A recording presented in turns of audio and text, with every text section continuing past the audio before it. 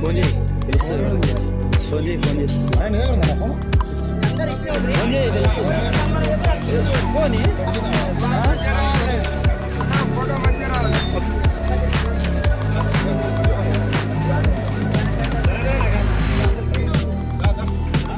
అయ్యా స్వామికి ఏం సరి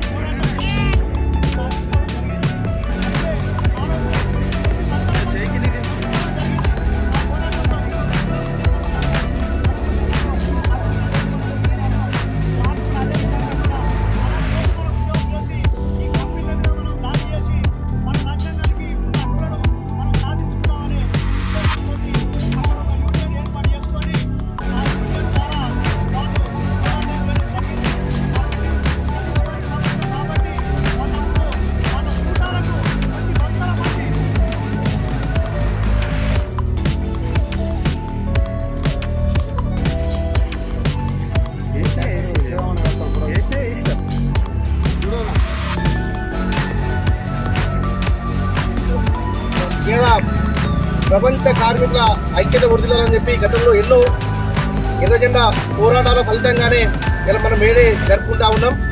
మనము మేడే అనగానే జెండా ఎగిరేసి ఈరోజే మనకు ఏదో ఒకటై చేసి సరిపోదు. మన కార్మికులకు ఏ కష్టం వచ్చినా, ఏ నష్టం వచ్చినా, ఏ ఇబ్బంది అయినా మనందరం ఈరోజైతే ఏ విధంగా ఐక్యతతో ఉంటున్నామో ఎప్పటికి కూడా కలిసికట్టుగా ఉండి మన హక్కుల సాధనలో మనకు వచ్చే ఏవైతే ప్రభుత్వాలు కల్పిస్తున్న హక్కులు ఏవైతే ఉన్నాయో, ఏవైతే చట్టాలు ఉన్నాయో అవన్నీ వినియోగించుకునే విధంగా మనందరము సహకరించి అవన్నీ మన హక్కులను మనం చేర్చుకునే విధంగా మన ప్రయత్నం కొనసాగాలని కోరుకుంటూ ఇలా కేంద్ర ప్రభుత్వం కావచ్చు, రాష్ట్ర ప్రభుత్వం కావచ్చు కార్మికులకు అనేక చట్టాలు రూపొందించింది.